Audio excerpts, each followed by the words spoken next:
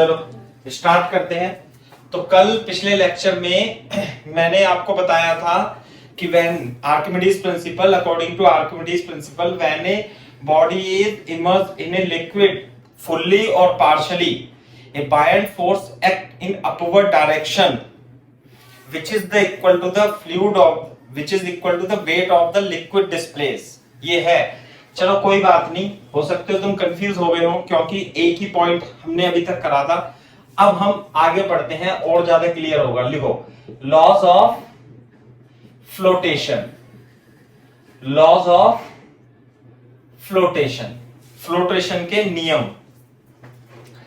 हाँ भाई, laws of flotation, float करने के नियम। समझ में आ गई बात? देखो जैसे मैं आपको बता देता हूं, मान लेते हैं ये फ्लूइड है यानी लिक्विड है और लिक्विड की डेंसिटी कितनी है? रो एल है। सही है बात? मान लेते हैं हमने इसमें एक सॉलिड का ब्लॉक डाल दिया। लो सॉलिड डाल दिया, पूरा डाल रखा है अभी इस समय। क्या डाल रखा है? पूरा डाल रखा है। हाँ, अगर जो मान लिया लिक्विड है और ये है सॉलिड, तो बोर्ड पे देखो इस पे कितने फोर्स लगेंगे। एक तो लगेगा mg, डाल के अंदर छोड़ दिया, और एक दूसरा कौन सा लगेगा बेटा? Buoyant force. बोलो बायंट फोर्स लगेगा ना। तो हाँ, अब ये देखो इफ है ना, इसमें तीन केस बनेंगे। If first case 1, what is case 1? If mg is greater than buoyant force, नहीं आई बात समझ में? mg is greater than buoyant force यानी mg नीचे है और buoyant force ऊपर है।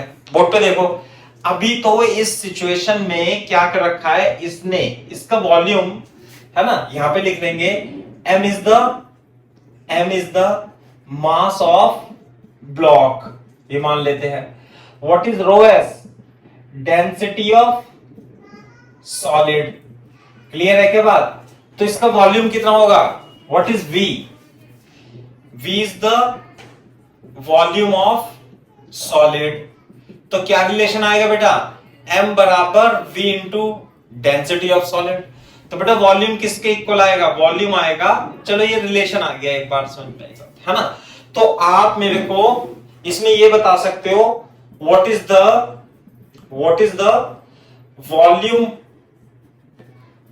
volume of displaced liquid।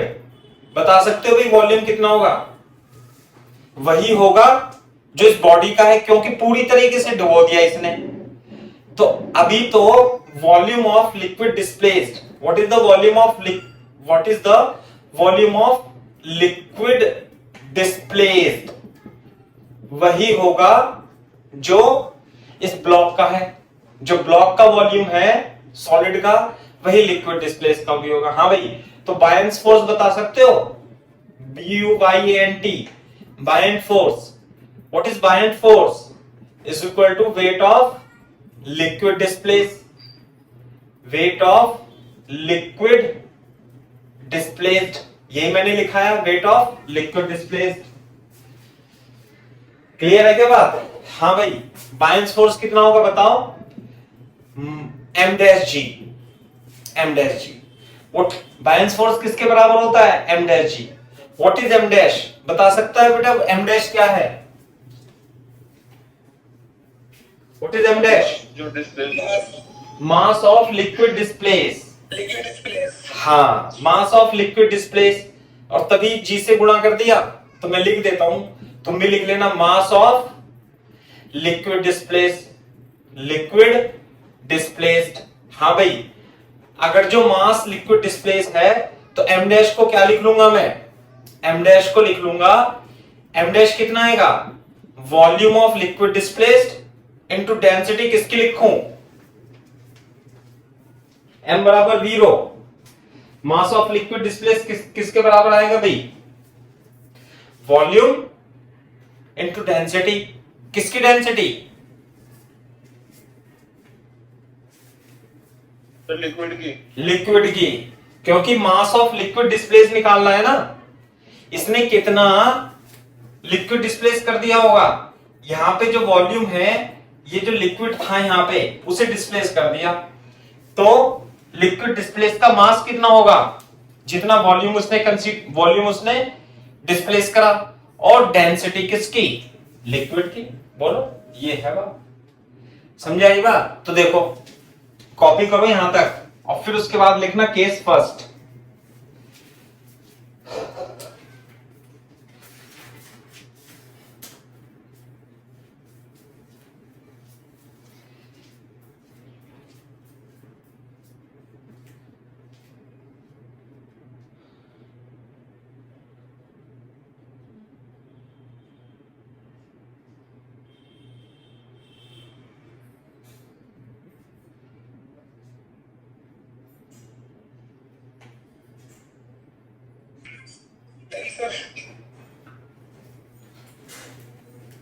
सही भाई, ये है बात। तो अब जब हमने इसमें डाला तो एक तो नीचे mg फोर्स लगा, एक बायन्स फोर्स लगा। बायन्स फोर्स m डैश g के बराबर होता है, ये ध्यान रखना। तो केस फर्स्ट में यदि बॉडी का मास, बॉडी का वेट और बायन्स फोर्स से ज्यादा है ना, ज्यादा है m, व्हाट इज m, कोई m बता सकता है बच्चा m क्या है? सॉलिड का मास। सॉलिड का मास, तो volume into rho solid. m dash बता सकता है बच्चा कोई क्या है? मास ऑफ लिक्विड डिस्प्लेस। तो वॉल्यूम इनटू रॉ, तो सॉलिड की डेंसिटी यदि अगर जो mg नीचे है ज्यादा है और बायन्स फोर्स कम है, आपने लोहे के यानी कि सॉलिड की डेंसिटी लिक्विड से ज्यादा है, यानी कि लोहे के ब्लॉक को आपने पानी के अंदर रख करके छोड़ दिया, तो एक तो mg नीचे लगेगा और एक बायन्स फोर्स भी लगेगा, लेकिन mg ज्यादा होगा और बायन्स फोर्स होगा कम, क्योंकि सॉलिड है लोहे का और ज्यादा उसकी डेंसिटी है लिक्विड से। तो क्या हो जाएगा बताओ? The block will sink, block will sink. नहीं आई बात समझ में? हम पढ़ रहे हैं laws of flotation. Block sink हो जाएगा ना, भी हो जाएगा सिंक, बताना जरा। जब सॉलिड की डेंसिटी ज्यादा होगी, जब आप लोहे के टुकड़े को पानी में डालोगे तो डूबेगा नहीं डूबेगा? क्यों? क्योंकि सॉलिड की डेंसिटी यदि लिक्विड की डेंसिटी से ज्यादा है तो डूब जाता है। कॉपी करो तेजी से।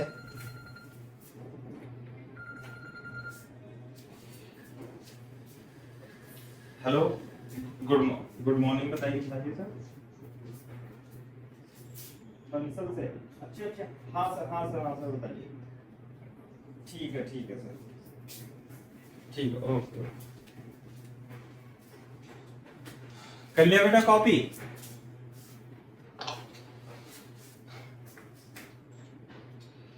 Yes sir. अच्छा, अब ये बताओ केस 2 में, ये तो हो गया केस 1। केस 2 में if mg is equal to buoyant force, यानी mg और m डैश g, mg और m डैश g दोनों बराबर हो जाए, यानी कि mg और बायन्स फोर्स दोनों बराबर हो जाए, तो यानी कि m बराबर m डैश, यानी volume into rho solid into volume into rho liquid. तो सॉलिड की डेंसिटी और लिक्विड की डेंसिटी यदि दोनों बराबर हो गई तो बताओ क्या होगा? बोलो क्या करेगा? फ्लोट करेगा सर। फ्लोट करेगा। देयरफॉर जैसे मान लिया इस पे फोर्स है mg और ऊपर, तो नेट फोर्स 0 होगा तो इक्विलिब्रियम में हो गया। नेट फोर्स कितना हो गया? Therefore net force on it is 0 and यहां पे लिख देता हूं मैं, and it will be at the, it will float and it will float in the liquid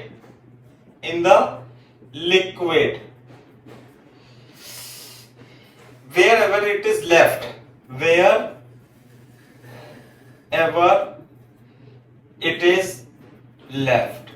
ये जहां कहीं भी छोड़ा गया है वहीं पे रहेगा। आप इसे यहां पे रख दो, यहां रख दो, यहां रख दो, यहां रख दो। भाई पानी में और ब्लॉक में कोई अंतर ही नहीं है, पानी की डेंसिटी और लिक्विड की डेंसिटी सेम हो गई, तो भाई जहां भी रख दोगे आप इसे वहीं पे तैरने लगेगा, बस कहीं नहीं जाएगा।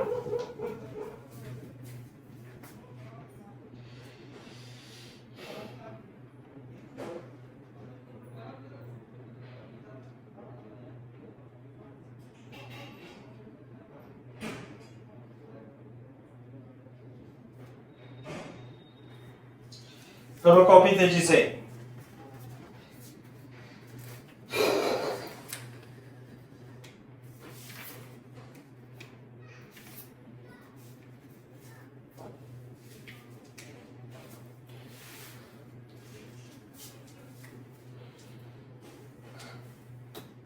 यहां पे लिख देता हूं मैं केस थर्ड, बताना भाई, कॉपी कर लो तो बोल देना अंकित यस सर।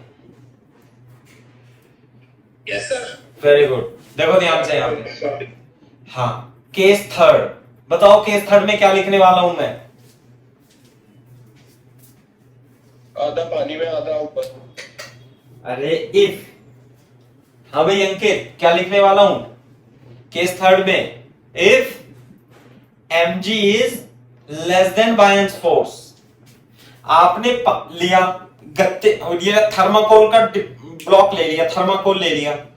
जब थर्माकोल हल्का होता है पानी से, जब आप उसे पानी में ला करके छोड़ोगे अंदर डुबो करके, तो क्या होगा? वो थोड़ी देर बाद ऊपर आ जाएगा। यानी कि जब थर्माकोल को अंदर डालोगे तो mg तो लगेगा, लेकिन बायन्स फोर्स भी लगेगा। बायन्स फोर्स ज्यादा है, बताओ m डैश g, g से तो g कट ही जाएगा, तो volume into rho solid, volume into rho liquid, क्योंकि पूरा डुबोया है इसलिए volume of block is equal to volume of liquid displace, इसलिए तो वो v कट गए। तो यानी कि यदि सॉलिड की डेंसिटी लिक्विड की डेंसिटी से कम है तो क्या होगा बताओ? तो क्या होगा? तो ये ऊपर फोर्स लगने लगेगा, बताओ, ये ऐसे जाएगा ना। ध्यान से देखो, यहां पे मैं ऐसा, आप भी ऐसा चित्र बनाना, ये रहा, आपने इसे इस तरीके से यहां पे छोड़ा, यहां तो लग रहा है mg और यहां लग रहा है बायन्स फोर्स। जब ऊपर बायन्स फोर्स ज्यादा है तो पता है क्या करेगा? थर्माकोल का ब्लॉक ऊपर चला जाएगा और इस स्थिति में आकर के ऊपर उठ के तैरने लगेगा। तो it will float having it some portion in the liquid and some portion outside the liquid। बात समझ में आ रही है नहीं भाई बात? Yes sir. कुछ पोर्शन इसका लिक्विड में होगा और कुछ पोर्शन इसका फ्लूइड में होगा। लिख लेना यहां से, ये V1 ये V2 है ना। Body will come on the surface of the liquid, and will float with some portion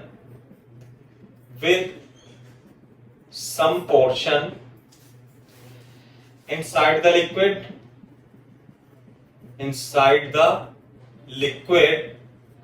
and some portion outside the liquid,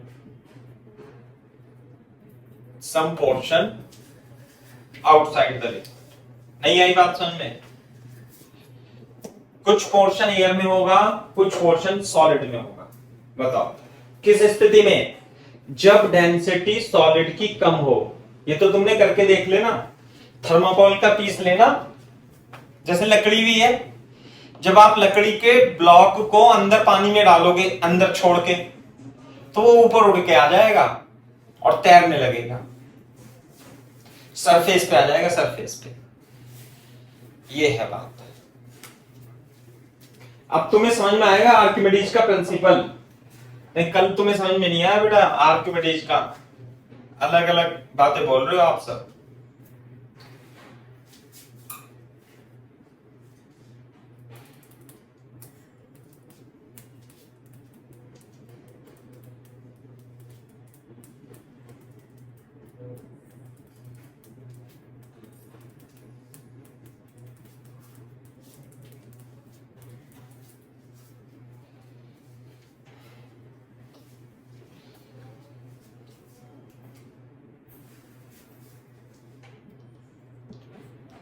find the ratio V1 upon V2 in above case 3. हाँ भाई, rho s density of solid, हाँ भाई density of liquid. सोचो, इस third case को ही हमें discuss करना है बेटा। थर्ड केस में जुबैर हमें यह बताना है कि V1 और V2 का रेशो कितना होगा अगर जो सॉलिड की डेंसिटी रो एस है और लिक्विड की डेंसिटी रो एल है।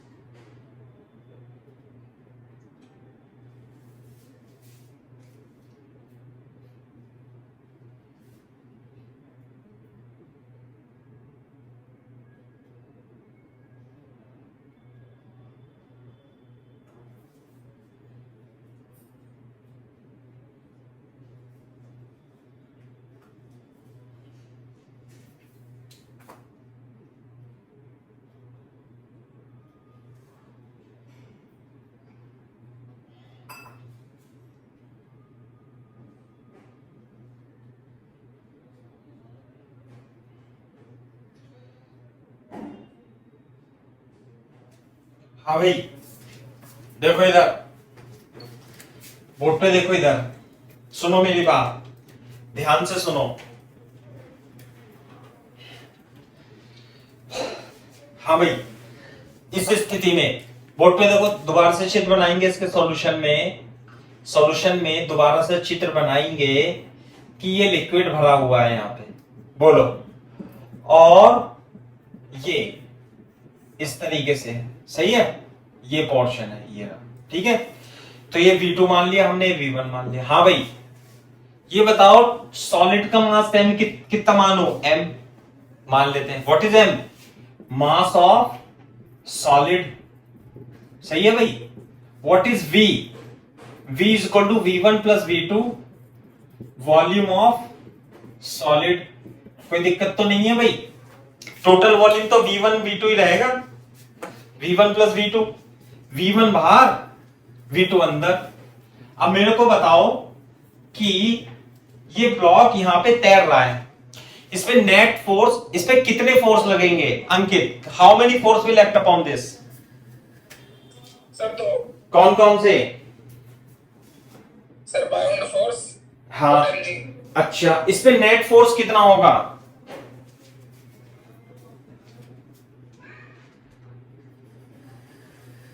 नेट फोर्स सागर कितना होगा इस पे? जीरो। क्यों होगा जीरो? क्योंकि इक्विलिब्रियम में है। अरे अगर जो नेट फोर्स जीरो नहीं होता तो ऊपर नीचे नहीं आ जाता। हाँ भाई, बिल्कुल सही बात है। तो बताओ, एक तो इस पे लगेगा mg, कौन लगाएगा mg? अर्थ नीचे की ओर। एक लगेगा बायएंड फोर्स, बायएंड फोर्स होता है m-g। हाँ भाई, तो एट इक्विलिब्रियम नीचे का फोर्स बराबर बायन्स फोर्स। ये बात समझ में आती है क्या आप लोगों को? ये बताना जरा। Yes sir. अच्छा, जी से जी तो कट जाएगा, इसका तो कोई रोल ही नहीं रह जाता है ना, यानी कि m बराबर m dash. What is m? Mass of solid. Very good. What is m dash? Sir ये है मास of liquid displacement. Very good, very good, mass of liquid displace. अब बोर्ड पे देखो, अब तुम्हारी कंफ्यूजन दूर हो जाएगी। लिख लेते हैं what is m dash? Mass of liquid displaced. और मास और वॉल्यूम में कितना रिलेशन होता है? m डैश बराबर v into D, mass of liquid displace. तुम मेरे को बता सकते हो वॉल्यूम V कितना आएगा इसमें? इस ब्लॉक ने कितना वाटर का वॉल्यूम डिस्प्लेस कर रखा है, बता सकते हो?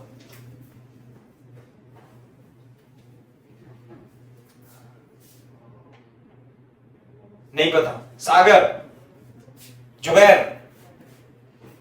सर रिपीट करना एक बार। मैं ये कह रहा हूं इस ब्लॉक ने कितना वॉल्यूम वाटर का डिस्प्लेस कर रखा है? Sir V2। V2 दिखाई नहीं दे रहा?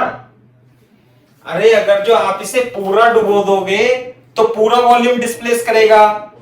अब इसने कितना डिस्प्लेस कर रखा है लिक्विड? ये रहा वॉल्यूम, बोलो। तो ये जो यहां पे जो पानी था उसे ही तो डिस्प्लेस करा, तो वॉल्यूम किसका आएगा? द वॉल्यूम, मास किसका था? Mass of liquid displace. तो mass of liquid displace is equal to volume of liquid displaced into density of liquid. इसी तो डेंसिटी आएगी चाचा, m dash into V2 into rho L. आप समझ में आई बात? नहीं। अगर जो इसे पूरा का पूरा डुबो दोगे पानी के अंदर तो वॉल्यूम ऑफ लिक्विड डिस्प्लेस कितना हो जाएगा? V1 plus V2। क्लियर है क्या बात? Yes sir. अब यहां देखो, यहां पे तो मैं लिख देता हूं V2 into rho L. What about M? M is equal to volume, M तो इसका मास है ना, तो volume into density of solid. बिल्कुल सही बात है। अब वॉल्यूम किसके बराबर आएगा? V1 plus V2। V1 plus V2 into density of solid into V2 into rho L. बताओ, तो हमें क्या निकालना था? V1 upon V2। तो V1 से डिवाइड कर दूंगा मैं into rho solid into rho liquid, और V1 अपॉन V2 की वैल्यू निकाल लूंगा। करो कॉपी तेजी से करो।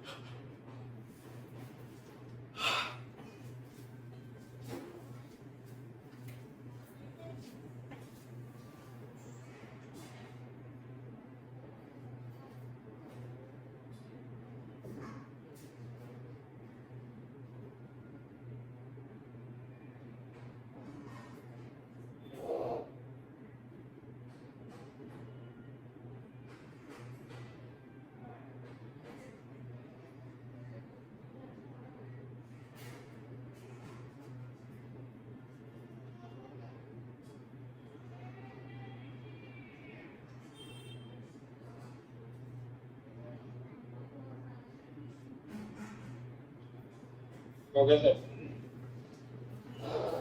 ये है, तो V1 अपॉन V2 की वैल्यू निकालेंगे। V1 upon V2 plus 1 is equal to rho L upon rho S. इसे नीचे ले जाएंगे और V1 upon V2 is equal to rho L upon rho S minus 1। तो V1 upon V2 is equal to rho L upon rho S, ये आ जाएगा, है ना? तो V1 upon V2 is equal to rho L minus rho S upon rho S is the correct answer. ऐसे कर लेंगे इस क्वेश्चन को।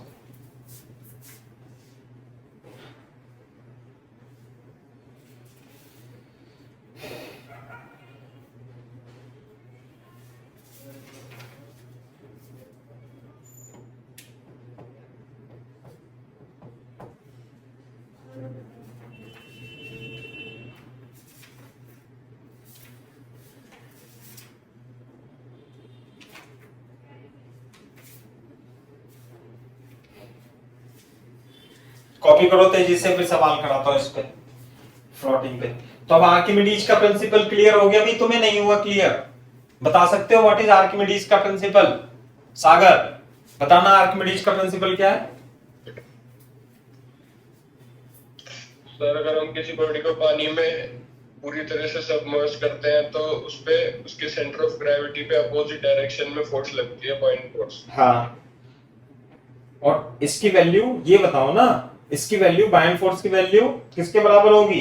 के बराबर एम डैश जी, तो वेट ऑफ, लिक्विड डिस्प्लेस। हाँ वेट ऑफ लिक्विड डिस्प्लेस। अब wait of liquid displace calculate करना होता है हमें, तो वेट ऑफ लिक्विड डिस्प्लेस ये रहा ना, वेट ऑफ लिक्विड डिस्प्लेस ये रहा। आ गई बात समझ में? ये है, तो वेट के लिए वॉल्यूम पता होगी, अगर जो पूरा का पूरा इसमें डाल दिया तो ज्यादा हो जाएगा, फिर तो वॉल्यूम तो पूरा ही V1 प्लस V2 हो जाएगा। मैं एक एग्जांपल करके दिखा देता हूं आपको, कॉपी कर लेना जरा इसे भाई।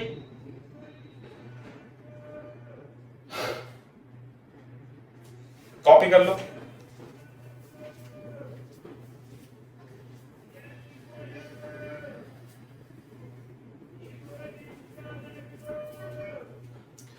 इसे, हाँ देखो अब तुम्हें धीरे धीरे समझ में आ जाएगा भाई मैकेनिक्स है एक्चुअली, ये कुछ ज्यादा खास चीज नहीं है, लेकिन फोर्स इसमें आपको निकालना पड़ेगा। जैसे कि फॉर एग्जांपल मैं इसमें सॉलिड की density is equal to 3 times of density liquid लेता हूं, और इसमें लिक्विड की डेंसिटी 3 टाइम्स ऑफ सॉलिड लेता हूं, है ना। इसमें यानी सॉलिड भारी है, और हमने क्या करा, सॉलिड भारी है, लोहे के ब्लॉक को हाथ से पानी में डाला, बताओ यूं छोड़ा ऐसे, बताओ ये क्या होगा, ब्लॉक नीचे जाएगा ऊपर जाएगा? नीचे। नीचे जाएगा। तो क्या इसके एक्सेलरेशन बता सकते हो आप? कितने एक्सेलरेशन से जाएगा? यहां पे लिख लेना find acceleration, find acceleration of block in each case, in each case. हाँ भाई इन ईच केस कितना, देखो फोर्स लगेगा mg, एक लगेगा बायन्स फोर्स जो कि होता है m डैश g। बता दो इस केस में mg बड़ा होगा या बायन्स फोर्स बड़ा होगा?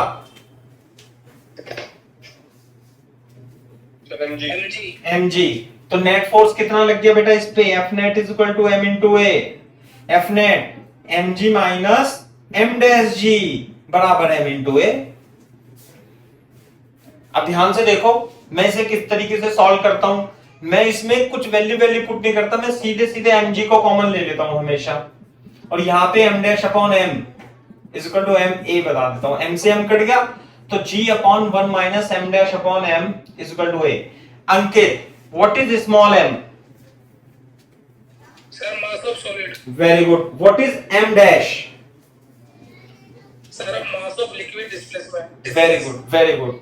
अच्छा मेरे को, मैं ये बता रहा हूं तेरे को कि सॉलिड का वॉल्यूम v है, सॉलिड का वॉल्यूम v है, तो ये बताओ इस बॉडी ने जितना वॉल्यूम डिस्प्लेस किया वो कितना है? Sir v। Very good. अच्छा जी इतना पता लग गया, तो मैं यहाँ पे v इंटू डेंसिटी, बताओ भाई यहाँ पे डेंसिटी किसकी लिखूं? सर लिक्विड की। Very good. यहां पे डेंसिटी किसकी लिखूं? सॉलिड। Very good. और ए और v से v कट गया, आ गई बात समझ में। लेकिन उसने ऊपर रिलेशन दे रखा है क्या, कि g1 minus rho liquid upon rho solid is equal to acceleration.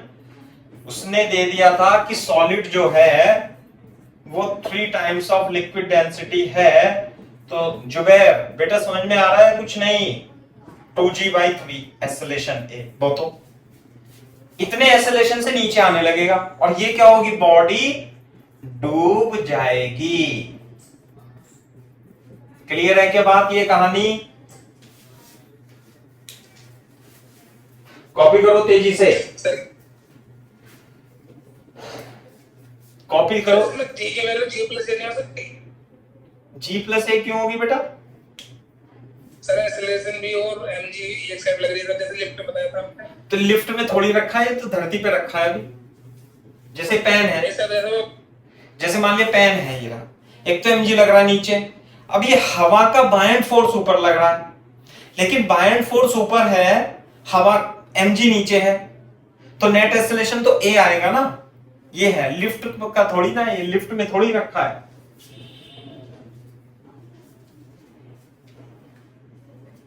Acceleration तो यही होगा ना बेटा, net force. Free body diagram देखो ना आप इसे, इस पे आप ये देखो एम पे एक तो mg लगेगा, एक बायन्स फोर्स लगेगा, एसेलेशन ये होगा, बस इसका एफबीडी बनेगा। ये दो ही फोर्स तो लग रहे हैं, एसेलेशन निकाल लेंगे न्यूटन सेकंड लॉ लगा के। जी प्लस ए का तो कोई मतलब ही नहीं है। ये है पानी तो रेस्ट पे है ना, ये जो रखा हुआ है ये रेस्ट पे है, ये लिफ्ट नहीं है ये।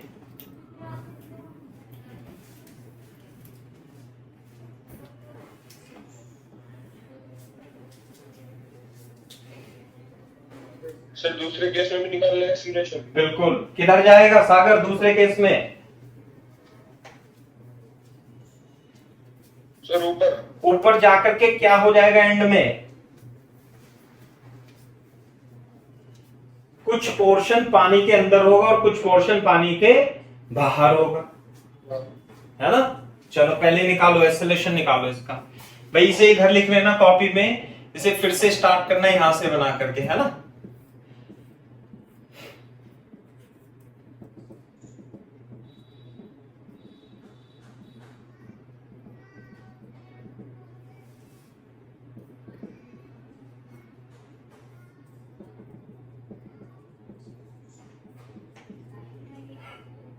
लिक्विड सॉलिड,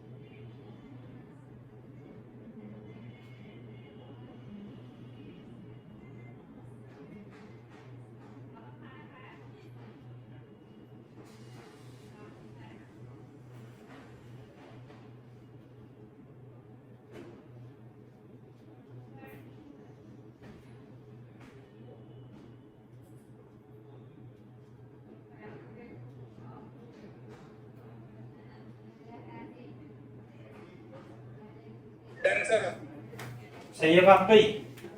कर लिया, आंसर कर लिया इसका? कर रहा हूं सर।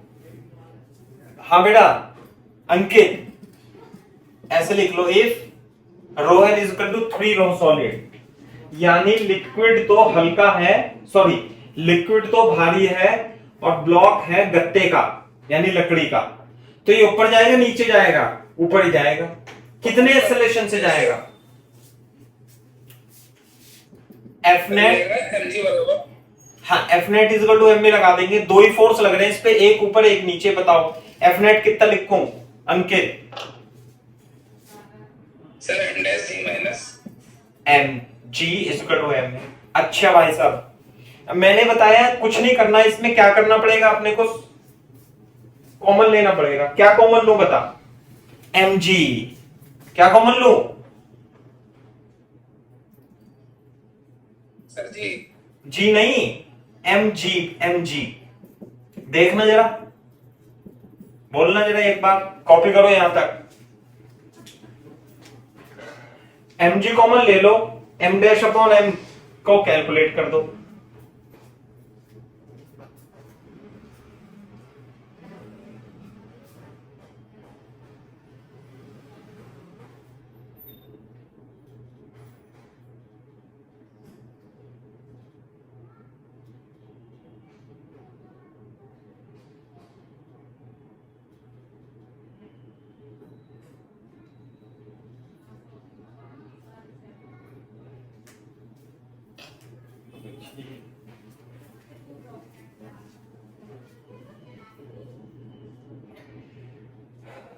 कॉपी कर लेना, बता देना।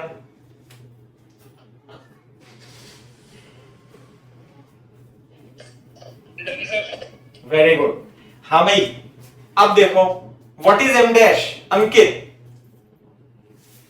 Sir mass of liquid displace और वॉल्यूम इंटू डेंसिटी किसकी लिखूं? लिक्विड की। Upon volume into density solid की। अब तो तुम्हें एम से तो एम कट गया, तो जी आ गया ये। तो वॉल्यूम वॉल्यूम लिक्विड डिस्प्लेस और बॉडी का वॉल्यूम सेम है, इसलिए दोनों बराबर आए यहां पे, समझे? तो अब देखो यहां पे A बराबर G 1 minus rho solid upon rho liquid upon rho solid, है ना, is equal to G 1 minus liquid की डेंसिटी कितनी है भाई? 3 टाइम्स ऑफ, मैंने गलत तो नहीं कर दिया कुछ?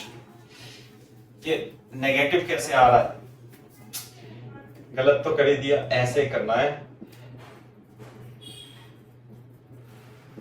G 3s upon rho s minus 1, ये दिया ना रिलेशन, तो G 3 minus 1 is equal to 2G is the correct answer. तो एक्सेलेरेशन कितना आएगा? ऊपर आएगा, सही है?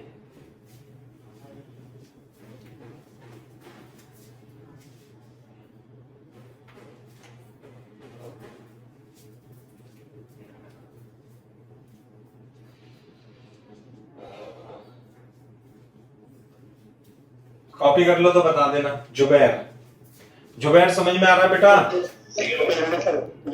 हाँ,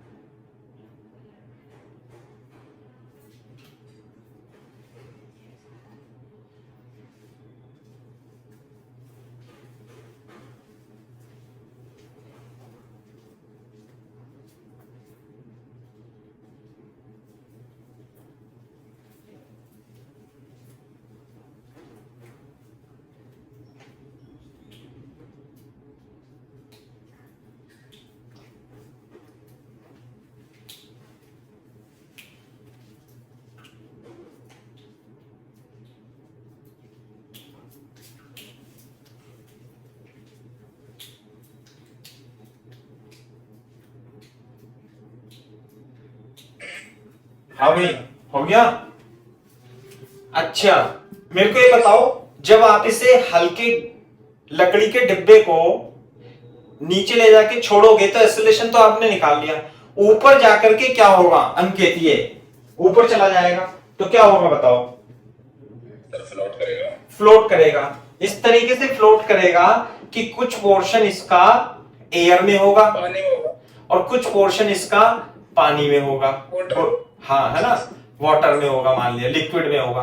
तो आपको ये निकालना है कि find the ratio of liquid in above case. लिखो, लिखो क्वेश्चन लिख दो, फाइंड द, इन एग्जांपल लिखो, find the V air upon V liquid in above case, in above case. Air में वॉल्यूम और लिक्विड में वॉल्यूम का आपको रेशो निकालना है।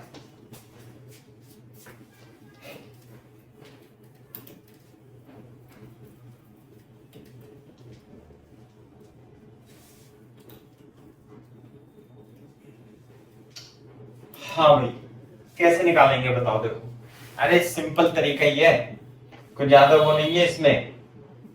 फोर्स ही तो कैलकुलेट करने हैं। ये मान लिया लिक्विड है ऐसे, सही है, ये आ गया एयर में, ये आ गया लिक्विड में, बोलो ये होगा इक्विलिब्रियम में। हाँ भाई, कितने फोर्स लगेंगे अंकित इस पे? 2। एक तो लगेगा mg, एक लगेगा बायन्स फोर्स जो होगा m' के बराबर। एट इक्विलिब्रियम क्या लगाऊं? mg बराबर mg बराबर m', g से तो g उड़ ही जाएगा। What is m? m है मास सॉलिड का, कितना? v air plus v liquid into density solid. What is m dash? m dash बता सकते हो कितना आएगा? मास ऑफ लिक्विड डिस्प्लेस, हाँ, into density of sir v v। अबे v कौन सा लिखूं? सर वी लिक्विड हाँ, इनटू रो एल। बस, तो अब तो कर लो। लेकिन हाँ, क्वेश्चन में ये दे रखा था कि लिक्विड की डेंसिटी 3 टाइम्स ऑफ सॉलिड की डेंसिटी है, तो थोड़ा कैलकुलेट कर लेंगे।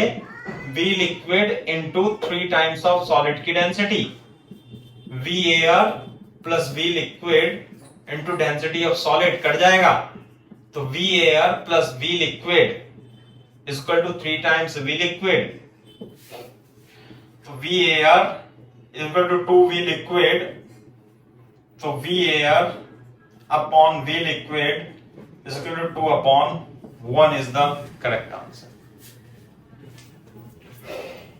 अब आ गया आर्किमिडीज का सिद्धांत समझ में? Yes sir. Very good.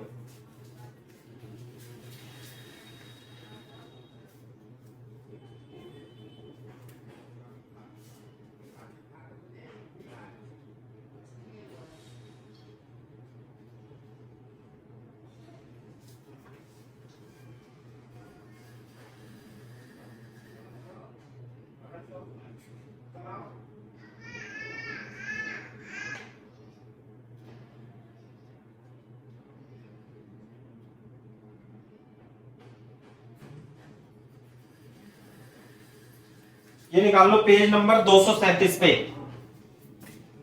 Page number 237 पे एग्जांपल नंबर 29।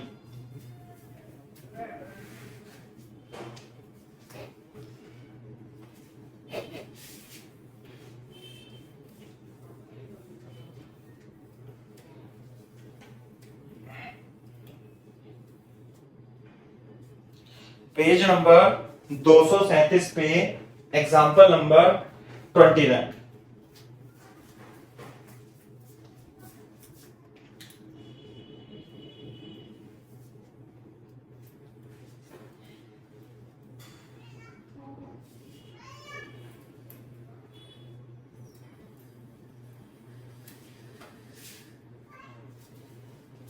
साफ कर दूं भाई?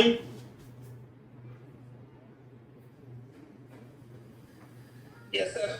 चलो, तो मेरे ख्याल से समझ में आना चाहिए, समझ में आना चाहिए। तो एग्जांपल नंबर 29 पेज नंबर 237 पढ़ो और निकाल लो आप।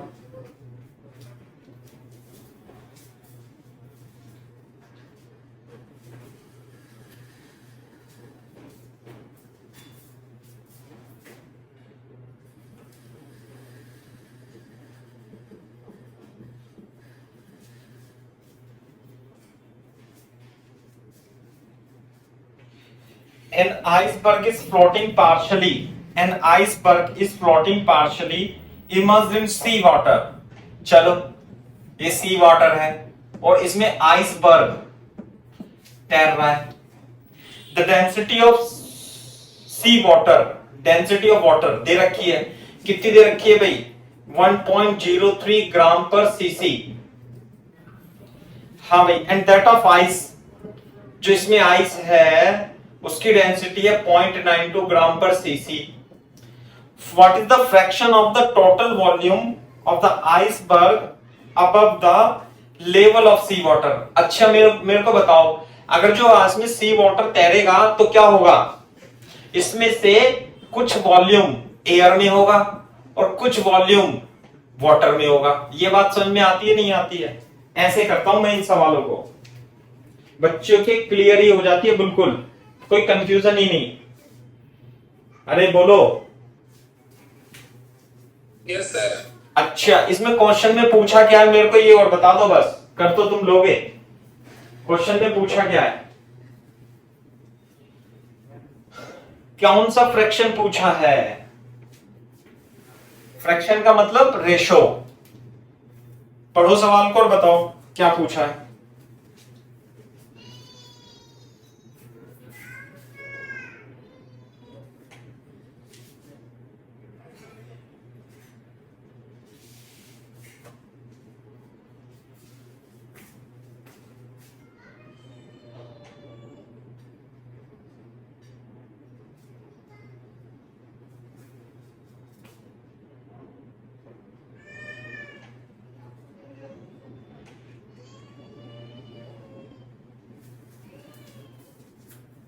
नहीं पता लग रहा?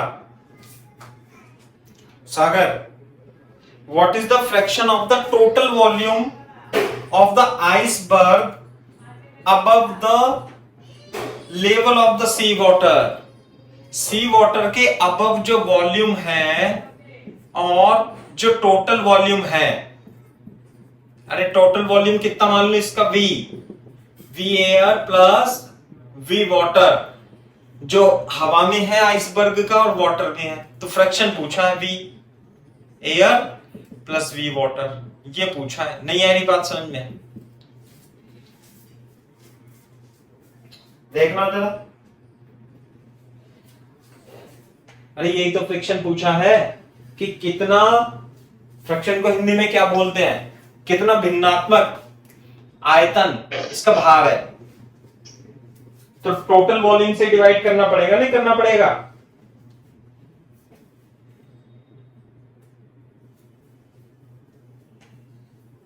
कैसे करेंगे इसे?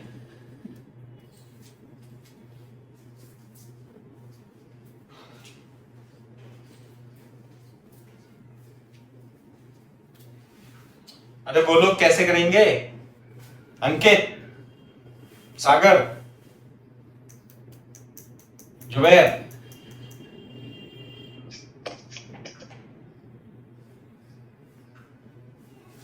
सर इसमें एफ नेट 0 करेंगे पहले तो। बस, और क्या करेंगे? M dash G, M G बराबर एम डैश जी, जी से जी कट गया, एम बराबर M dash. What is M? Total mass of the iceberg कितना? V air plus V water into density of water, density of ice is equal to M dash कितना होगा? Volume of water into density of water. ये है, देखना भाई जरा हिसाब किताब।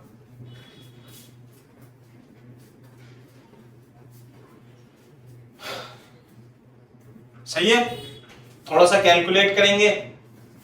वाटर और आइस के बारे में दे रखा है, तो V air plus V water upon V water is equal to rho water upon rho ice. Rho water कितनी है? 1.03.92, है ना? थोड़ा सा कैलकुलेशन तो हमें करना पड़ेगा, कैलकुलेशन। चलो कैलकुलेशन तो ये हो गई, हमें ये निकालना ये है, तो मैं वी वाटर की वो निकाल लेता हूं इसे। भाई इन दोनों को सॉल्व कर लोगे आप किसी तरीके से? तुम नहीं कर पाओगे, मैं ही करूंगा। इधर की मल्टीप्लाई करो, इधर V A 0.92 plus V W into 0.92 is equal to V W into 1.03। V A 0.92 बराबर वी डब्ल्यू 1.03 माइनस 0.92, ऐसे। तो वी ए और वी डब्ल्यू में रिलेशन आ जाएगा बेटा, ये कितना आ जाएगा? 0.08 और वी डब्ल्यू 0.11 आ जाएगा, है ना? 3 हाथ से लग गया एक। और वी ए बराबर वी डब्ल्यू इंटू 0.11 अपॉन 0.92, ये कट जाएगा, तो वी ए बराबर वी डब्ल्यू इंटू 11 अपॉन 92, ये आ गया ना रिलेशन। सही है भाई। और हमें क्या निकालना था? हमें निकालना था V A upon V A plus V W. थोड़ा शॉर्ट में लिख दिया, एयर को ए, वाटर को डब्ल्यू। अब यहां से इसकी वैल्यू रख देंगे। कैसे? तो मैं यहां पे ऐसे रख देता हूं, V A plus V W. हाँ भाई, सॉल्व करना है 92 अपॉन 11 इंटू वी ए, ऐसे उल्टा करके लिख सकते हैं इसे, रिवर्स करके, और वी डब्ल्यू की value 92 upon 11 into V A कर देंगे। अब देखो कितना आसान हो गया। तो वी ए से वी ए कट जाएगा, तो 1 अपॉन 92 अपॉन 11, ऊपर जाएगा 11, नीचे जाएगा 3, 103, ये आंसर आ जाएगा। दिस इज द आंसर, 11 बटे 103, बिल्कुल सही आंसर आ रहा है। और ये आ जाएगा 0.106 इज द करेक्ट आंसर। सही है विवा?